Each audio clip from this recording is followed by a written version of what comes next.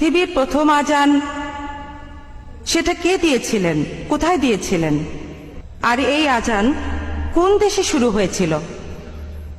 বোন, আপনি প্রশ্ন করলেন যে আজানের উৎপত্তি কিভাবে হয়েছে, কোন দেশে হয়েছে, আর সেটা কিভাবে শুরু হয়েছে। বোন, আজান শুরু হয়েছিল আরব দেশে, আরবের মদিনায়। আর সহিহ হাদিসে উল্লেখ করা আছে যে মদিনায় মসজিদ তৈরি করার পর নবীজি এবং সাহাবারা সালাতের ব্যাপারে আলোচনা করছিলেন, কিভাবে মানুষকে আহ্বান করা হবে। কেউ কেউ বলল ড্রাম বাজাও, কেউ বা বলল শাক বাজাও, এক একজন এক এক কথা বলল। হাদিস বলছে তখন একজন লোক, সেই লোক তার স্বপ্নের মধ্যে আজান শুনল। সে শুনল আজানের আওয়াজ, যেটা আমি আগে বলেছিলাম মানুষের কণ্ঠে। খবরটা তখন নবীজির কাছে পৌঁছে গেল, আর নবীজি বললেন সে যে কথাগুলো শুনেছে সেগুলো শুনতে খুবই ভালো লাগছে, আর সালাতের জন্য মানুষ